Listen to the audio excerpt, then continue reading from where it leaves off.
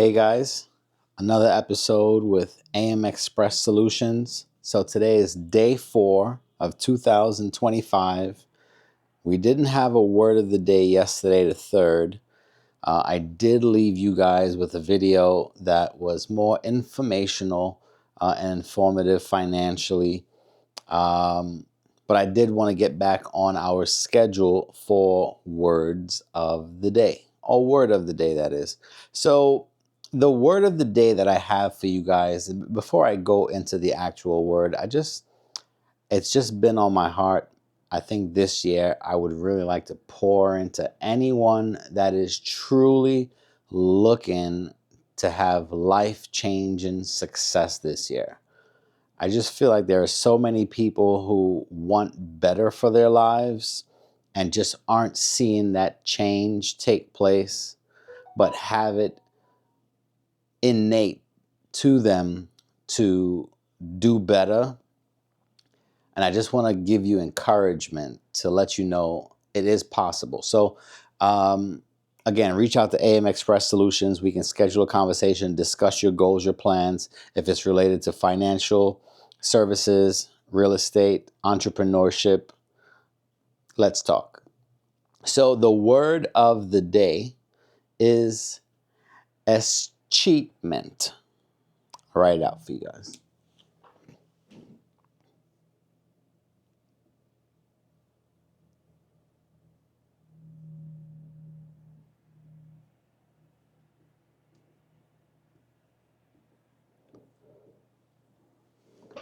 ESCHEATMENT. So ESCHEATMENT, definition. Escheatment is the process through which unclaimed assets are turned over to the state. So it's funny enough, the kind of play on words it's called escheat, right? And you think, oh man, you're losing your assets to the government. Why? For neglect. It's kind of cheating, right? But anyway, escheatment. So in financial services, and it relates the same way to real estate, relates the same way for taxes. If you have a property or a bank account, applicable to both. A little different. So with a bank account, your bank account would have to go inactive from lack of activity. So you'll say you have $10,000 in a bank account that you have not touched for many months, and it goes inactive. It will then go into dormant status thereafter, inactivity.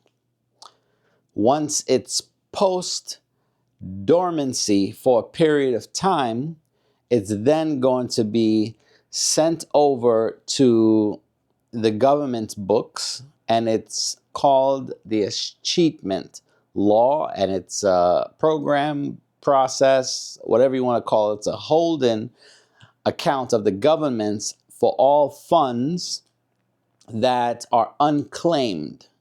So a lot of times people don't know that maybe an heir, you had an aunt that had no kids and loved you enough to leave something for you, and no one advised you. There wasn't a law firm or a family member that could have passed on that information, and that account stays there with no one knowing what to do with it, and legally can't do anything with it.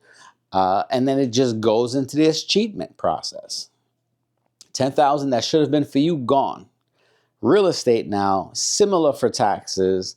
If you have a property and, similar aunt left you the property, but never paid the taxes, or maybe there was a mortgage on it and aunt passed, and, mom didn't know, dad didn't know about the property to share that information or be able to act on top of it.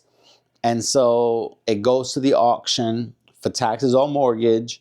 And let's say, for example, the property is worth $1 million. And the taxes or the mortgage is $100,000.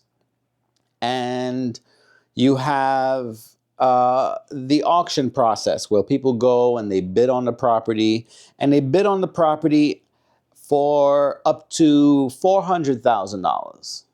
right? 100,000 in taxes, goes to the auction, it's bid up to 400,000. $1 million valuation. Mortgage, 100,000 owed, goes to the auction.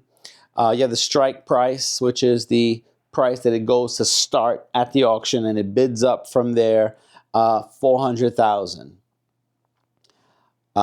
Minus another 50,000 in court fees, legal fees, lawyer fees, whatever you want to call it.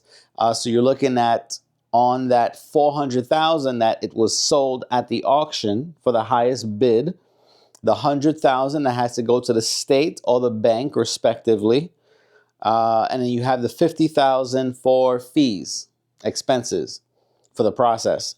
So you're looking at 150,000 would need to be subtracted from the 400,000, and you'd be looking at 250,000. That should rightfully be whomever's ownership it is of the property.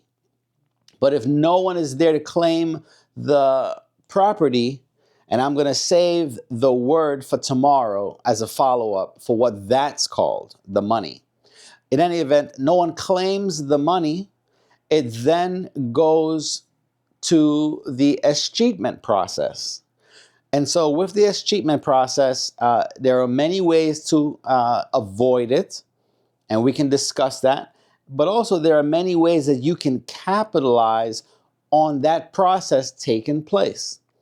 And I'm going to be putting together some information for people to purchase if they would like to get more details on how this works. And this way, I also do consulting. So if you guys would be interested in having me discuss all of this in detail and showing you step by step how you can access the opportunity where you can capitalize on this escheatment process, or what we talked about 2 days ago, the delinquency process, let's talk.